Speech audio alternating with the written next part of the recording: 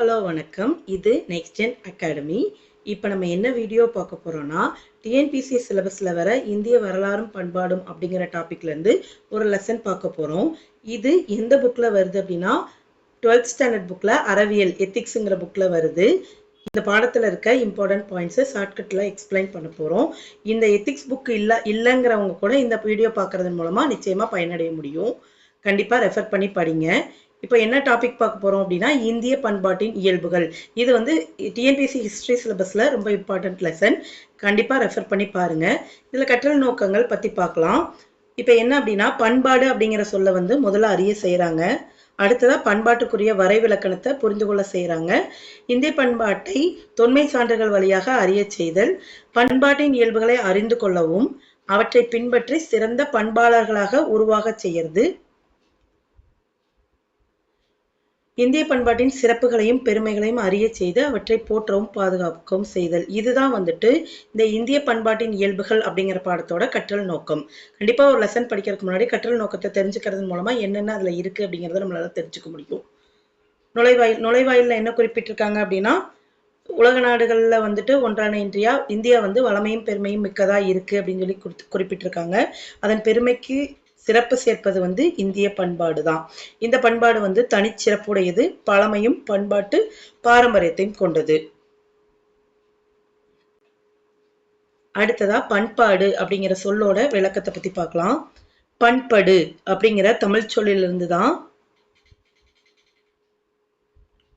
தோன்றியது. பண்படு அப்படிங்கிற தமிழ் சொல்லிலிருந்து உருவானதான் பண்பாடு. பண்படுத்துதல் என்பதற்கு செம்மைப்படுத்துதல் அல்லது சீர்படுத்துதல் என்பது பொருள். பண்படுத்துதல் எனும் சொல்வழக்கு நிலத்தை பண்படுத்துவதற்கும் உள்ளத்தை பண்படுத்துவதற்கும் பயன்படுகிறது. அடுத்ததா கல்ச்சுரா அப்படிங்கிற லத்தீன் சொல்லுக்கு சூழலுக்கு ஏற்ற வளர்ச்சி, இன் கண்டிஷன் சூட்டபிள் ஃபார் க்ரோத் அப்படிங்கிறது மீனிங்கு. இந்த சொல்லோட திரிபு தான் வந்துட்டு கல்ச்சர்.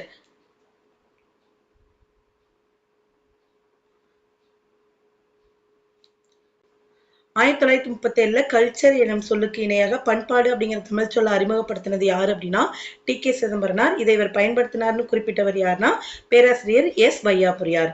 இப்போ பண்பாடு அப்படிங்கிறதுக்கு டெஃபினிஷன்ஸ் பார்க்கலாம். பண்பாடு அப்படிங்கிறது பண்பட்ட பக்குவப்பட்ட சீரான நேரிய வழியில் செல்லும் ஒழுக்கவியல் கோட்பாடு. இன்று நாம் பண்பாடு எனும் சொல்லால் குறிப்பிடுவதை நம் முன்னோர்கள் பண்பு, பண்புடைமை, சால்பு, சால்புடைமை, சான்றாண்மை போன்ற சொற்களால் வந்துட்டு குறிப்பிட்டிருக்காங்க. இச்சொற்கள் வெவ்வேறு இடங்களில் வேறு சில பண்பாட்டுடன் தொடர்புடைய பொருட்களை குறிக்குது. அடுத்ததான் வந்துட்டு இம்பார்ட்டன்ட் வரிகள். பண்பனப்படுவது பாடறிந்து ஒழுகுதல் அப்படின்னு சொல்லிட்டு எந்த நூல்ல குறிப்பிட்டிருக்காங்க அப்படின்னா கலித்தொகையில குறிப்பிடப்பட்டிருக்கு. பண்பனப்படுவது பாடறிந்து ஒழுகுதல், அதாவது இதை எப்படி ஷார்ட்கட்ல புரிஞ்சுக்கலாம் அப்படின்னா பாடுபட்டாதான் நம்மளால தொகை சம்பாதிக்க முடியும் அப்படின்னு ஞாபகம் வைங்க. பண்பனப்படுவது பாடறிந்து ஒழுகுதல், இது வந்து எந்த நூல்ல குறிப்பிட்டிருக்குன்னா கலித்தொகையில குறிப்பிட்டிருக்கு. அடுத்ததா பண்புடையார் பட்டுண்டு உலகு, இது வந்துட்டு நம்மளுக்கு நல்லா தெரியும், திருக்குறள் அப்படிங்கிறது.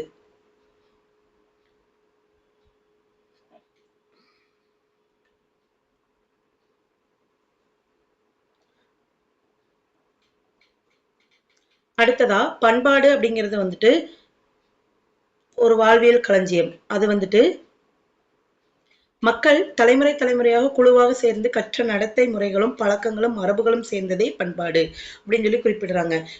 ஒரு ஜென்ரேஷனா குரூப்பா சேர்ந்து நிறைய லேர்ன் பண்ணி சில பழக்கங்கள் எல்லாம் வச்சிருக்கோம் இல்லையா, அதுதான் வந்துட்டு பண்பாடு அப்படின்னு சொல்லி குறிப்பிடப்படுது. அடுத்ததான் ஆங்கில அகராதி. பயிற்சி, அனுபவம் ஆகியவற்றின் மூலம் உடல், உள்ளம், உணர்வு ஆகியன அடையும் வளர்ச்சியே பண்பாடு என குறிப்பிடப்படுகிறது. அடுத்ததான் ஒரு பாக்ஸ். பண்பாடு என்பது விழுமியங்களின் தொகுதி. அது கலை, இலக்கியம், சமயம், சமூக நிறுவனங்கள் மற்றும் தனிமனித செயல்பாடுகள் மூலமா வெளிப்படுகிறது. Culture is a characteristic way of life inspired by fundamental values according to which people live. பண்பாடு என்பது மனிதனின் அகம் வெளிப்படுத்தினால் நாகரிகம்.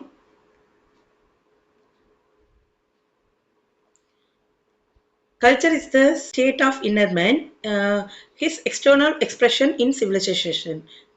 நாகரிகம் மாறுதலுக்குள்ளாகும், பண்பாடு வந்து நிலைத்து நிற்கும். நாகரிகம் வந்து காலப்போக்கில் மாறுறதுக்கு வாய்ப்பு இருக்கு. ஆனா பண்பாடுங்கிறது எப்பவுமே ஒரே மாதிரிதான் இருக்கும். பண்பாடுங்கிறது நிலைத்து நிற்கும், நாகரிகம்ங்கிறது மாறுதலுக்கு உண்டானது. இப்போ பண்பாடு குறித்து சில அறிஞர்கள் வந்து டெஃபினேஷன் சொல்லியிருக்காங்க. இதை எப்படி ஞாபகம் வச்சுக்கலாம்னு ஷார்ட்கட்டோட சேர்த்து சொல்றேன். பண்பாடு பற்றிய அறிஞர்களின் வரையறை. பண்பாடு அல்லது கலாச்சாரம் என்பது சமயம், பாரம்பரியம், பொருளாதாரம் ஆகியவற்றை கொண்டு நிர்ணயிக்கப்படுகிறது. இதை வந்து இப்படி குறிப்பிட்டவர் யார் அப்படின்னா விவேகானந்தர். இது எப்படி ஞாபகம் வச்சுக்கலாம்னா சமயம். விவேகானந்தர் வந்து ஒரு சமயத்தை பத்தி குறிப்பிட்டவர், பாரம்பரியத்தை பத்தி குறிப்பிட்டவர், கலாச்சாரத்தை பத்தி குறிப்பிட்டவர்னு ஞாபகம் வைங்க. சோ பண்பாடு அல்லது கலாச்சாரம் என்பது சமயம், பாரம்பரியம், பொருளாதாரம் ஆகியவற்றை நிர்ணயிக்கப்படுகிறது. அடுத்ததா வந்துட்டு தேவநேய பவனர். பண்படுவது பண்பாடு. பண்படுதல் என்பது சீர்படுதல் அல்லது திருந்துதல். திருந்திய நிலத்தை பண்பட்ட அல்லது பண்படுத்தப்பட்ட நிலம் என்றும், திருந்திய தமிழை பண்பட்ட செந்தமிழ் என்றும், திருந்திய உள்ளத்தை பண்பட்ட உள்ளம் என்று சொல்வதும் வழக்கம். இவர் வந்துட்டு தமிழை வந்து பண்பட்ட மொழி அப்படின்னு சொல்லி குறிப்பிட்டிருப்பாரு தேவநேய பாவனர். ஸோ வந்துட்டு தேவநேய பாவனர் பத்தி படிக்கும்போது இதை ஞாபகம் வைங்க. தமிழை பண்பட்ட செந்தமிழ் என்றும், திருந்திய உள்ளத்தை பண்பட்ட உள்ளம் என்று சொல்வது தேவநேய பாவனரோட வழக்கம் அப்படின்னு சொல்லி ஞாபகம் வைங்க, மறக்காது. அடுத்ததா பண்பாடு என்பது பொதுவாக நாகரிகத்தில் அடங்கியதாகும். காலப்போக்கில் மக்கள் தம் வளர்ச்சியின் மனநல ஆக்கமே பண்பாடாக பெயர் பெறுகிறது. அதாவது வந்துட்டு இதை எப்படி ஞாபகம் வச்சுக்கலாம் அப்படின்னா மனநல ஆக்கம். மனநலம் சரியில்லைன்னா நம்ம என்ன பண்ண போவோம், வைத்தியம் பண்ண போவோம். இப்படி ஞாபகம் வைங்க. பண்பாடு என்பது பொதுவாக நாகரிகத்தில் அடங்கியது.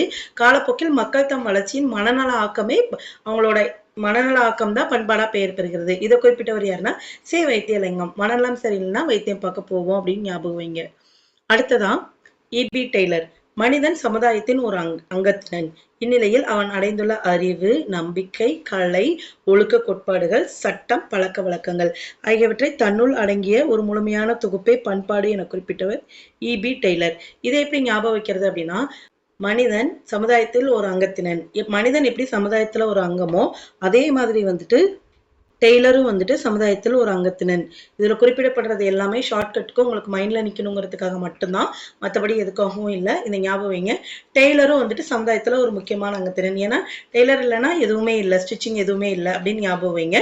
அப்ப ஈஸியா மெமரியில இருக்கும். அடுத்ததா மக்களின் சிந்தனையும் செயலும் நடவடிக்கையும் ஒவ்வொரு இனத்திலிருந்து வேறுபட்டு காணப்படுவது பண்பாடு அப்படின்னு சொல்லிட்டு யார் குறிப்பிட்டாங்க அப்படின்னா ரூத் பெனடிக்ட். இதை எப்படி ஞாபகம் வச்சுக்கலாம் அப்படின்னா ரூத்துங்கிறது ரூட்டுன்னு ஞாபகம் வைங்க. மக்களின் சிந்தனையும் செயலும் நடவடிக்கையும் ஒவ்வொரு இனத்தவரிலிருந்து வேறுபட்டு காணப்படுகிறது. இது எப்படி ஞாபகம் வச்சுக்கலாம்னா ஒவ்வொரு ரூட்டும் வேறுபட்டுதான் காணப்படும் அப்படின்னு ஞாபகம் வைங்க, ரூத் பெனடிக்ட்.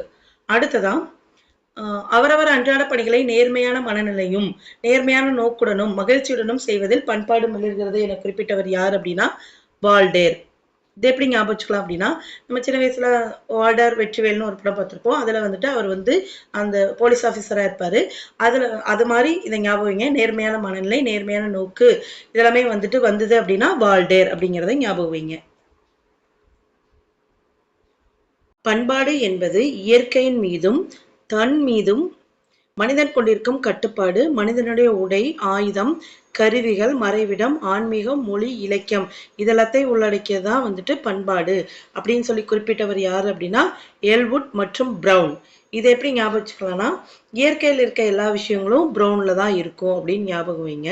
இயற்கையா இருக்கிற அந்த மரங்கள் இதெல்லாமே ப்ரௌன்ல இருக்கு. பண்பாடு என்பது இயற்கையின் மீதும் தன் மீதும் மனிதன் கொண்டிருக்கும் கட்டுப்பாடு, மனிதனுடைய உடை, ஆயுதம், கருவி, மறைவிடம், ஆன்மீகம், மொழி, இலக்கியம் இதெல்லாத்தையும் உள்ளடக்கியது தான் வந்துட்டு பண்பாடு என குறிப்பிட்டவர் எல்வுட் மற்றும் வுட் பிரவுன் இயற்கை. இதை கனெக்ட் பண்ணி ஞாபகம் வைங்க. அடுத்ததா மனிதன் தன்னுடைய தேவைகளையும் விருப்பங்களையும் நிறைவேற்றிக்கொள்ள உருவாக்கிய கருவிதான் பண்பாடு அப்படிங்கிறத குறிப்பிட்டது யார் அப்படின்னா சிசி நார்த். இதை எப்படி ஞாபகம் வச்சுக்கலாம்னா சிசிடிவின்னு வச்சுக்கோங்க. சிசிடிவி அப்படிங்கிறது ஒரு கருவி. இது வந்து தன்னுடைய தேவைகளுக்காகவும் விருப்பங்களுக்காகவும் நிறைவேற்றிக்கொள்ள உருவாக்கப்பட்டதுதான் சிசிடிவி கருவிங்கிறத ஞாபகம் வைங்க, எழுதல மறக்காது. அடுத்ததா வந்துட்டு மேத்யூ அர்னால்டு என்ன குறிப்பிட்டிருக்காங்கன்னா ஒருவர் தன் குடநலன்களை நிரப்புவதிலும் தம்மை சூழ்ந்த சமுதாயத்தின் நலன்களை பேணுவதிலும் பேரவா கொண்டிருக்கும் நிலைதான் பண்பாடு. பேரவா அப்படின்னா ஆர்வம்னு குறிப்பிடுவோம் இல்லையா, இதை வந்து இதுல கனெக்ட் பண்ணிக்கோங்க. Matthew Arnold. பேரவா அப்படின்னா ஆர்வம், மேத்யூ அர்னால்டு வந்துட்டு பேரவா கொண்டிருக்கும் நிலைதான் வந்துட்டு, அதாவது ஒருவர் தம் குடநலன்களை நிரப்புவதிலும் தம்மை சூழ்ந்த சமுதாயத்தின் நலன்களை பேணுவதிலும் பேரவா கொண்டிருக்கும் நிலைதான் பண்பாடு அப்படின்னு குறிப்பிட்டவர் மேத்யூ அர்னால்டு.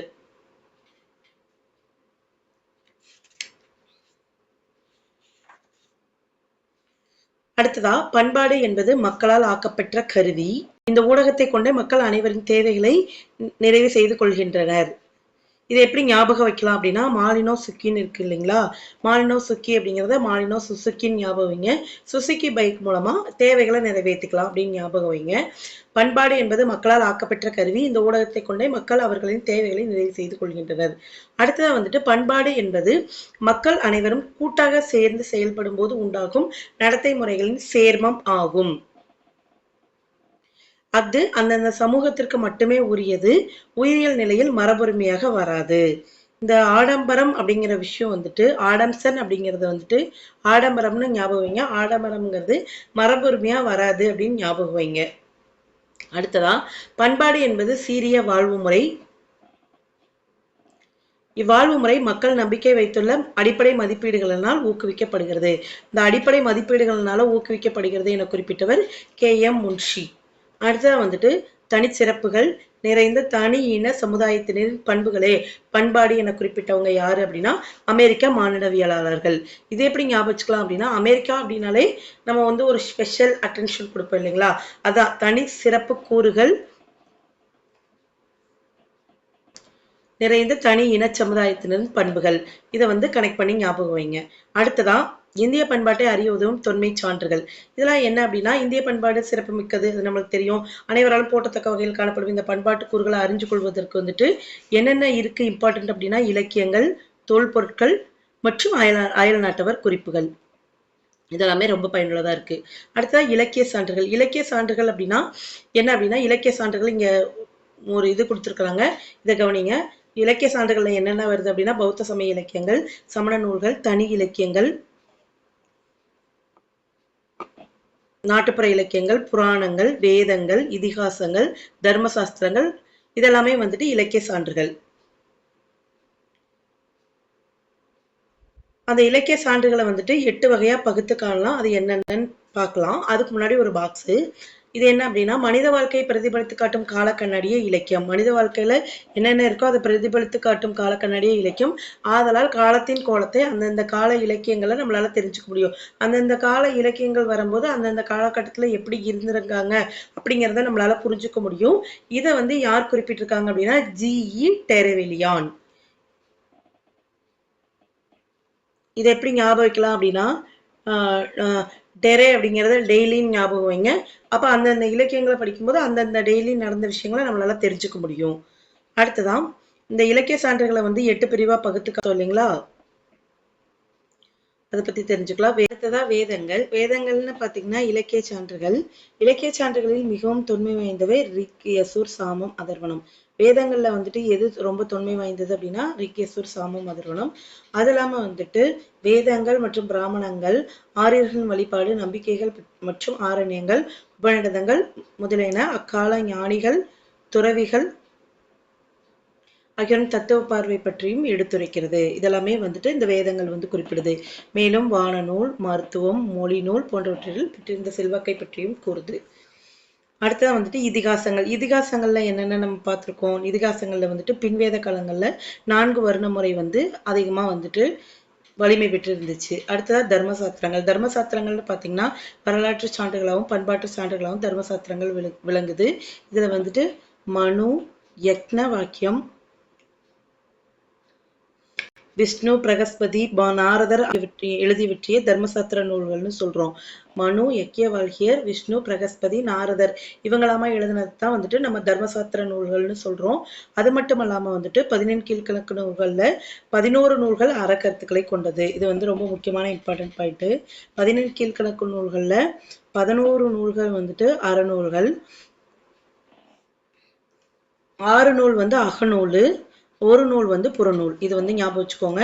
அடுத்தா வந்துட்டு உலக பொதுமுறை அனைவராலும் போற்றப்படும் திருக்குறள் வந்து எக்காலத்துக்கும் ஏற்புடையதாகவும் உலக மக்களின் வாழ்வியலுக்கு உகந்த அறநெறிகளை எடுத்துரைக்கிறது. அடுத்ததா நாலாடியார் அப்படிங்கிற நூல் சமண முனிவர்களால் எழுதப்பட்டது. அடுத்தது அறநெறிச்சாரம். இதெல்லாமே வந்துட்டு வாழ்வில் போற்ற வேண்டிய அறநெறிகளை வந்து நம்மளுக்கு வலியுறுத்துது. அடுத்ததான் வந்துட்டு பௌத்த சமய இலக்கியங்கள். பௌத்த சமய இலக்கியங்களை நம்மளுக்கு தெரியும். புத்த பீடகம், வினய பீடகம், அபிதம பீடகம், இந்த 3 நூலும் வந்து 3 கூடைகள்னே படிச்சிருப்போம். திரிபீடகம்னு படிச்சிருப்போம். இதெல்லாம் வந்துட்டு பௌத்த சமய நூல்கள் இந்த பிரிவா 3 பிரிவா பிரிக்கப்பட்டிருக்கு. அடுத்ததா வந்துட்டு மிலிந்த பான்ஹா, லலித விஸ்தாரா, வைபுல்ய சூத்திரங்கள், நேத்தி பிரகரணம், பேதக உபதேசம் இதெல்லாமே வந்துட்டு இந்த பௌத்த மதத்துல இருக்க பிற நூல்கள். தமிழ்நாட்டில் பௌத்த சமயம் வந்துட்டு பரவி இருந்ததை வந்து என்ன காப்பியம் மூலமா நம்மளால தெரிஞ்சுக்க முடியும் அப்படின்னா மணிமேகலை. மணிமேகலை ஒரு பௌத்த காப்பியம். அடுத்ததான் சமண நூல்கள். சமண நூல்கள்னு பார்த்தீங்கன்னா சீவக சிந்தாமணி, சிலப்பதிகாரம் போன்ற பல்வேறு காப்பியங்களும் இலக்கண நூல்களும் சமணத்தின் தத்துவங்களை அறிய உணர்த்துது. சமண சமயம் வந்து 2 பிரிவா பிரிஞ்சிருந்தது. அது வந்து சேதம்பரர், திகம்பரர் அப்படிங்கிற 2 பிரிவா பிரிஞ்சிருந்தது. அடுத்தது தனி இலக்கியங்கள். தனி இலக்கியங்கள்னு பார்த்தீங்கன்னா சங்ககால இலக்கியங்களான 10 பாட்டு, 8 தொகை இதெல்லாமே இந்த தனி இலக்கியங்கள்ல வந்துடும்.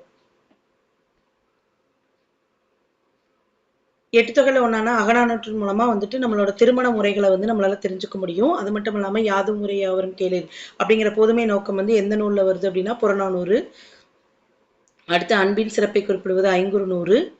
இல்லற வாழ்வில் மேற்கொள்ள வேண்டிய விருந்தோம்பும் பண்பு, பெரியோரை மதித்தல் இதெல்லாமே வந்துட்டு நற்றினையில நம்மளால தெரிஞ்சுக்க முடியும். அடுத்ததான் மார்கழி நோன்பு குறித்த செய்திகள் வந்து எதுல வருது அப்படின்னா கலித்தொகை. அடுத்தது ஒரு பாக்ஸ். இதுல என்ன குறிப்பிட்டிருக்காங்க அப்படின்னா புறநானூற்றில் வாயிலாக வெளிப்படும் மேலும் சில பண்பாட்டு செய்திகள். புறநானூறு மூலமா வந்துட்டு நம்ம என்ன தெரிஞ்சுக்கிட்டோம் அப்படின்னா யாதும் ஊரே யாவரும் கேளீர் அப்படிங்கிற புதுமை நோக்கத்தை மட்டுமல்லாது மேல சில இதையும் கொடுத்துருக்காங்க. இது என்னன்னு பார்க்கலாம். 10 வகை ஆடைகள், 28 வகை அணிகலன்கள், 67 வகை உணவுகள் இருந்தது அப்படிங்கிற குறிப்பு வந்து புறநானூற்றின் வாயிலா நம்மளால தெரிஞ்சுக்க முடியும். 7 வள்ளல்களோட கொடைத்திறம், பாணர், வெள்ளையர், கூத்தர் இவங்களோட கலைத்திறம். அடுத்ததான் வந்துட்டு பாரத போரின் போது உதயன் சேர்லாதன் என்னும் மன்னர் வந்து வீரர்களுக்கு உணவு கொடுத்த டீட்டெயில்ஸ் எல்லாமே நம்ம புறநானூறுல தெரிஞ்சுக்கிறோம். அது மட்டுமல்லாது இறந்தவரை தாளியில் வைத்து புதைத்தல், நடுகள், கணவர் இறப்பிற்கு பின் மங்கையர் அணிகலன்களை களைதல், கைமை, நோன்பு நோற்றமை, இது உடன்கட்டை ஏறுதல் இந்த பழக்க வழக்கங்களை பத்தி எல்லாமே வந்துட்டு நம்ம புறநானூற்றின் வாயிலா நம்மளால தெரிஞ்சுக்க முடியும். அடுத்ததான் வந்துட்டு நாட்டுப்புற இலக்கியங்கள். நாட்டுப்புற இலக்கியங்கள் அப்படின்னா என்ன அப்படின்னா ஏட்டில் எழுதாத இலக்கியங்கள் தான் நாட்டுப்புற இலக்கியங்கள் அப்படின்னு சொல்லி நம்ம பார்த்திருப்போம். நாட்டுப்புற இலக்கியங்கள் தான் சமுதாய வளர்ச்சியை காட்டும் காலக்கண்ணாடியா விளங்குகிறது. இதை வந்து நம்ம சொல்லி யார் குறிப்பிட்டாங்க அப்படின்னா சக்திவேல் அப்படிங்கிறவரு, பேராசிரியர் சக்திவேல் அப்படிங்கிறவரு தன்னோட நாட்டுப்புற இயல் ஆய்வு அப்படிங்கிற நூல்ல வந்து குறிப்பிட்டிருக்கிறாரு. அடுத்ததா வந்துட்டு நாட்டுப்புற பாடல்கள். நாட்டுப்புற பாடல்கள் அப்படிங்கிறது காலத்தால் மாறுபடாத பண்புகள் ஒவ்வொரு நாட்டிலும் உள்ளது. நம் நாட்டிலும் கடவுள் நம்பிக்கை, பாவச் செயல், செய்வதற்கு அஞ்சுதல், சமயப்பற்று இதெல்லாமே காலத்துக்குரியதா இருக்குது. தொல்காப்பியர் குறிப்பிடும் பன்னத்தி அப்படிங்கிறது வந்துட்டு பாமரர் பாடல்களை பத்தி குறிப்பிடுது. தொல்காப்பியர் வந்து எதை பத்தி குறிப்பிட்டிருக்காரு அப்படின்னா பன்னத்தி அப்படிங்கிறது வந்துட்டு பாமரர் பாடல்களை பத்தி குறிப்பிடுது. இது வந்து என்ன அப்படின்னா பழமையான பாடல்களுடைய பொருளையே தனக்கு பாடுபொருளாக கொண்டு பாட்டு முறையும் போன்று செய்யப்படுவனவற்றை பன்னத்தி என்பர். பண் கூட்டல் நத்தி பன்னத்தி, பண்ணை விரும்புவது என பொருள்படும். அடுத்தது ஃபார் எக்ஸாம்பிளுக்கு இப்போ நாட்டுப்புற பாடல் கொடுத்துருக்காங்க. சந்திரரை, சூரியரை, சாமி பகவானே, இந்திரரை, வாசுதேவா இதெல்லாமே நாட்டுப்புற பாடலுக்கு ஒரு எடுத்துக்காட்டு. அடுத்ததா நாட்டுப்புறவியலை குறிக்கும் ஃபோக்லோர் அப்படிங்கிற ஒரு சொல்ல வந்துட்டு 1846 வில்லியம் ஜான் தாமஸ் அப்படிங்கிறவர் தான் உருவாக்கியிருக்காரு. நாட்டுப்புறவியலை குறிக்கும் ஃபோக்லோர் அப்படிங்கிற சொல்ல 1846 வில்லியம் ஜான் தாமஸ் அப்படிங்கிறவர் உருவாக்கியிருக்காரு. இதுல என்ன குறிப்பிட்டிருக்காரு அப்படின்னா பழங்கால பண்பாட்டின் எச்சம் தான் நாட்டுப்புறவியல் அப்படிங்கிறது வந்துட்டு வில்லியம் ஜான் தாமஸோட கருத்து. இது ஒரு இம்பார்ட்டன்ட் பாக்ஸ் பார்த்துக்கோங்க.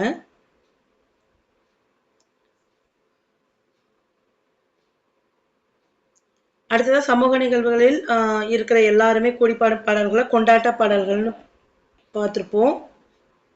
அதுக்கு எக்ஸாம்பிள் பாடல் கொடுத்துருக்காங்க. அடுத்ததான் நாட்டுப்புற கதைகள்.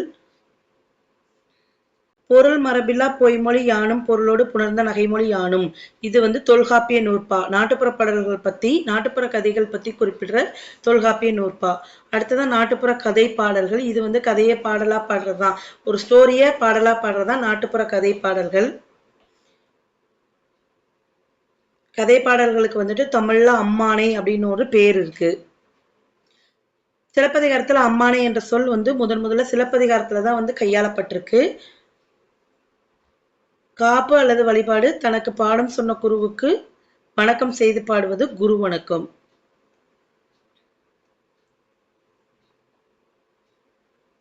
அடுத்ததா பழமொழிகள். பழமொழிகள் அப்படின்னா என்ன அப்படின்னா, ஒழுக்கமே சமூக பண்புகளில் சிறந்தது. சமுதாயத்தில் மக்கள் நல்லொழுக்கத்துடன் வாழ வேண்டும். அப்படிங்கிறதுக்கு வந்துட்டு என்ன பழமொழி மூலமா குறிப்பிடுறாங்க அப்படின்னா, ஒழுக்கம் உயர்வு தரும்.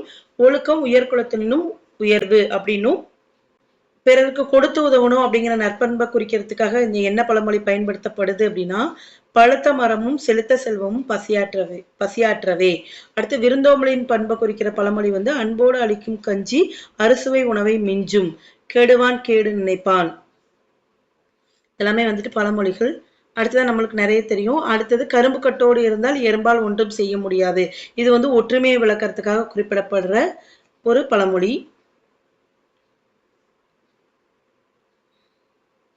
அடுத்ததா புராணங்கள். புராணங்கள்னு பார்த்தீங்கன்னா பண்டைய தொல்கதைகளையே நம்ம என்னன்னு சொல்றோம் அப்படின்னா புராணங்கள்னு படிச்சிருப்போம். இதுல சில புராணங்கள் இருக்கு. என்னென்ன அப்படின்னா வாயு புராணம், விஷ்ணு புராணம், மச்ச புராணம், பிரம்ம புராணம், பவிஷ்ய புராணம், இதெல்லாமே அவற்றுள் சில. புராண கதைகள் குறித்து பல்வேறு அறிஞர்கள் வரையறை கொடுத்திருக்காங்க. அதுல ஈபி டெய்லர் என்ன குறிப்பிடுறாரு அப்படின்னா, புராண கதைகள் வந்துட்டு தங்களை உருவாக்கிய முன்னோர்கள் பற்றியும் பயன்படுத்துவோரை பற்றியும் கூறுகிறது அப்படின்னு சொல்லி கொடுத்திருக்காங்க. புராண கதைகள் அப்படிங்கிறது தங்களை உருவாக்கிய முன்னோர்களை பத்தியும் பயன்படுத்துவோரை பத்தியும் குறிப்பிடுது அப்படின்னு சொல்லி குறிப்பிட்டவர் யார் அப்படின்னா ஈபி டெய்லர். அடுத்ததா மார்க்ஸ் முல்லர் என்ன சொல்லியிருக்காரு அப்படின்னா, ஒவ்வொரு புராணமும் ஏதோ ஒரு உண்மையை கூற விளைகிறது அப்படின்னு சொல்லி குறிப்பிட்டிருக்கிறாரு.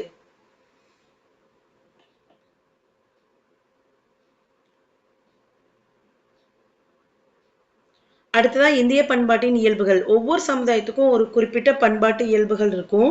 இதுல வந்துட்டு இந்திய பண்பாட்டின் இயல்புகள் எப்படி இருக்கும் அப்படிங்கிறத பார்க்கலாம். இது வந்து காலம் காலமாக பின்பற்றப்படும் மரபுகள், சமூக நல்லிணக்க கொள்கைகள், பழக்க வழக்கங்கள், கற்றல் நிலைகள் இதெல்லாமே கொண்டு இருக்கு. இந்திய பண்பாடு வந்து எப்படிப்பட்டது அப்படின்னா நிலைத்த தன்மையுடையது. தலைமுறை தலைமுறையாக ஒரு சமுதாயத்தினரிடமிருந்து அடுத்த சமுதாயத்தினருக்கு கொண்டு செல்லப்படுவதே பண்பாடு. இது வந்து இந்திய பண்பாடு வந்து நெகிழும் தன்மையை கொண்டது. நடைமுறை வாழ்விற்கு பயன்படுற முறையில இருக்கும் இந்திய பண்பாடு. அடுத்ததா முழு வளர்ச்சிக்கு உதவுற மாதிரி இருக்கும்.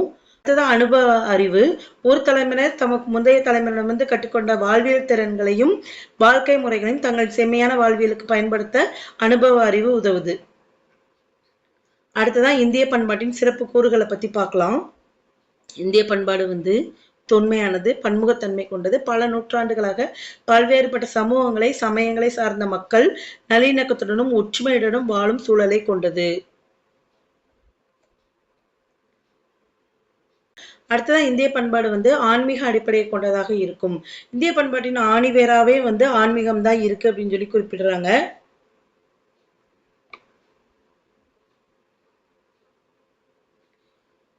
அடுத்தது இது ஒரு அழியா தன்மை கொண்டது இந்திய பண்பாடு. ரோம், பாபிலோன், எகிப்து, பாரசீகம் ஆகியவற்றை வந்து உலகின் சிறந்த பண்பாடுகளாக குறிப்பிடுறாங்க.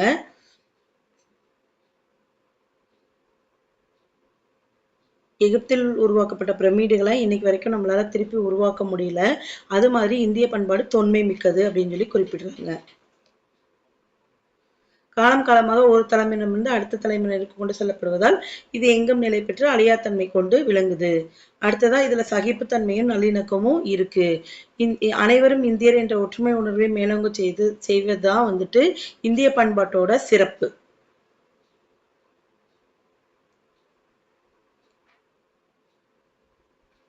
அடுத்ததான் மனிதநேயம். தம்மிடம் பிறர் அன்பு காட்ட வேண்டும் என்று எண்ணுவது போல் தாமும் பிறரிடத்து அன்பு செலுத்த வேண்டும் என்பதுதான் வந்துட்டு மனிதநேயத்திற்கு அடிப்படை. தத்துவ கோட்பாடுகள், வேதங்கள், உபநிடதங்கள், காவியங்கள், புராணங்கள், பகவத்கீதை போன்ற தத்துவ மறைகள் வந்துட்டு மனித பண்பாட்டின் சிறப்புகளை வெளிப்படுத்துது. மேன்மையான சிந்தனைகள் எல்லா பகுதியிலிருந்தும் நம்மிடம் வரட்டும் என்று ரிக்வேதம் கூறுகிறது. இந்த ஸ்டேட்மெண்ட் கொடுத்து அப்படியே எதுல சொல்லியிருக்காங்க அப்படின்னு சொல்லி கேட்கறதுக்கு வாய்ப்பு இருக்கு. மேன்மையான சிந்தனைகள் எல்லா பகுதியிலிருந்தும் நம்மிடம் வரட்டும் அப்படின்னு சொல்லிட்டு ரிக்வேதம் குறிப்பிடுது. அடுத்ததான் அழிவில்லாத மதிப்பீடுகளின் நிலை என்னென்ன இருக்கு அப்படின்னா அன்பு, சத்தியம், தர்மம், அஹிம்சை, சாந்தம், சகோதரத்துவம், கருணை. அடுத்ததா பண்பாடும் நாகரிகமும். பண்பாடு அப்படிங்கிறது வந்துட்டு நம்ம ஆல்ரெடி பார்த்தோம்.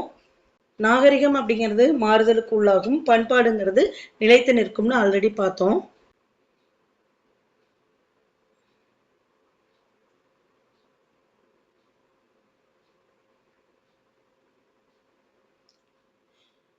இப்போ நாகரிகம், நாகரிகம்னா என்ன அப்படின்னா, நாகரிகம் அப்படிங்கிற சொல் வந்துட்டு நகர் அப்படிங்கிற சொல்லுக்கு அடியாதா பிறந்தது. நகரிகம், நாகரிகம் சிற்றூர் மக்களிலும் நகர மக்கள் புறவாழ்வுக்குரிய வசதிகள் பெற்று அனைத்தும் பெற்று விளங்குறாங்க. நகர வாழ்க்கையை நாகரிக வாழ்க்கை என்பது கருத்து. நாகரிகம் நகரும் தன்மை உடையது.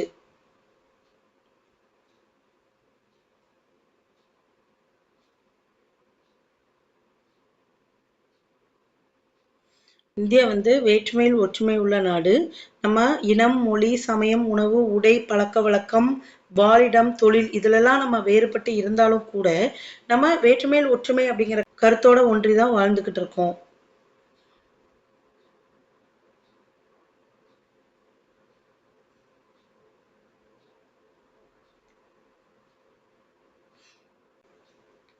பண்பாட்டு கல்வியின் பயன்கள். இந்திய நாட்டின் பண்பாட்டு கூறுகளையும் சிறப்புகளையும் இளம் தலைமுறையினருக்கு கொண்டு சேர்க்கிறதுல வந்துட்டு கல்வி நிறுவனங்கள் வந்து பெரும் பங்காற்றுகின்றன.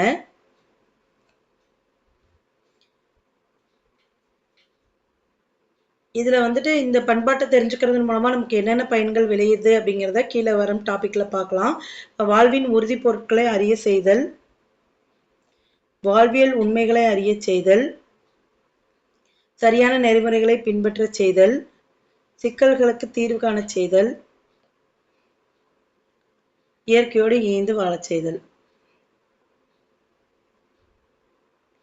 ஓகே ஸ்டூடெண்ட்ஸ், இந்த லெசன் வந்து உங்களுக்கு நிச்சயமா பயனுள்ளதா இருக்கும்னு நினைக்கிறேன். அடுத்ததா புக் பேக் பார்க்கலாம். First question, choose the correct option. மனிதன் தன்னுடைய தேவைகளையும் விருப்பங்களையும் நிறைவேற்றிக் கொள்ள உருவாக்கிய கருவியே பண்பாடு எனக்குரியவர். கருவின்னு கொடுத்துட்டாங்க. கருவினா நம்ம என்ன படிச்சோம், ஷார்ட்கட் பார்த்தோம் இல்லைங்களா, சிசிடிவி, சிசி நார்த். அடுத்ததா சரியாக பொருத்தப்பட்டுள்ள விடை குறிப்பை கண்டுபிடிக்க சொல்லியிருக்காங்க. காப்பியம் அப்படின்னா மணிமேகலை, பௌத்த காப்பியம்னு பார்த்தோம். அடுத்ததா 14 கீழ்கணக்கு நூல்கள்ல திருக்குறள் வருது. அடுத்ததா இதிகாசம் வந்து மகாபாரதம், வேதம் வந்து ரிக், யசுர், சாமம், அதர்வனம்னு பார்த்தோம். இது வந்து எது கரெக்டா இருக்கும் அப்படின்னா ஆப்ஷன் டி. அடுத்ததா கீழ்காணும் கூற்றையும் அதற்கோடு விளக்கத்தையும் படித்து சரியான விடை குறிப்பை தேர்ந்தெடுக்க சொல்லியிருக்காங்க. கூற்று, கரும்பு கட்டோடு இருந்தால் எறும்பு ஒன்றும் செய்யாது என்பது நாட்டுப்புறத்தில் வழங்கும் ஒரு பழமொழி. இது வந்து விளக்கம் என்னன்னா, ஒற்றுமையுடன் வாழ்பவர்களை யாராலும் பிரிக்க முடியாது. சரிதான், கண்டிப்பா யாராலையும் எதுவும் பண்ண முடியாது. கூற்றும் காரணம் சரியான விளக்கம்.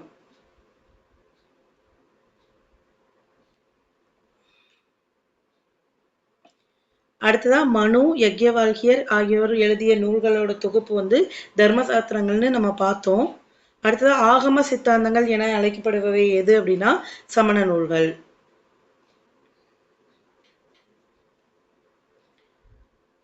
அடுத்ததா கீழ்காணும் கூற்றுகளை படித்து சரியான விடையை தேர்ந்தெடுக்க. புறவளர்ச்சி என குறிப்பிடப்படும் நாகரிகம் மாறும் தன்மை உடையது. அகவளர்ச்சி என குறிப்பிடப்படும் பண்பாடு நிச்சயமா மாறாத தன்மை உடையது. ரெண்டுமே சரிதான். கூற்று 1, 2 சரியானவை. பழங்கால பண்பாட்டின் எச்சம் நாட்டுப்புறவியல் என குறிப்பிட்டவர் வில்லியம் ஜான் தாமஸ். அடுத்ததா சரியான பொருத்தப்பட்டுள்ள விடை குறிப்பை தேர்ந்தெடுக்க. விடுகதை அப்படின்னா பிசி, பாமரர் பாடல் அப்படின்னா பன்னத்தி, தொல்காப்பியர் வந்து பன்னத்தியை பத்தி குறிப்பிட்டிருப்பாரு. கதை பாடல் அப்படிங்கிறது அம்மானை. அடுத்ததா வந்துட்டு நாட்டுப்புற கதை வந்து பொருள் மரபில்லா பொய்மொழி. இது வந்து ஆப்ஷன் டி. அடுத்ததான் மேன்மையான சிந்தனைகள் எல்லா பகுதிகளிலிருந்தும் நம்மிடம் வரட்டும் என குறிப்பிட்டது என்ன வேதம் அப்படின்னா ரிக்வேதம்.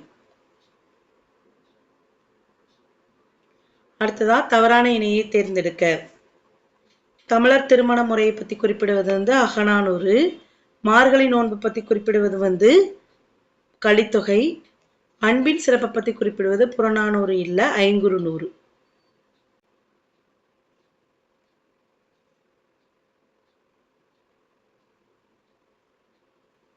அடுத்தது வறுமையிலும் செம்மை குறிப்பிடுவது நற்றிணை. ஓகே ஸ்டூடெண்ட்ஸ், நிச்சயமா உங்களுக்கு இந்த வீடியோ பயனுள்ளதாக இருக்கும். இனி அடுத்தடுத்து வர வீடியோஸில் அடுத்தடுத்த லெசன்ஸ் பார்க்கலாம். புத்தகம் இல்லாதவங்க, எத்திக்ஸ் 12th எத்திக்ஸ் புக் இல்லாதவங்க கண்டிப்பாக இந்த வீடியோவை ரெஃபர் பண்ணி பாருங்கள், உங்களுக்கு யூஸ்ஃபுல்லாக இருக்கும். தேங்க்யூ.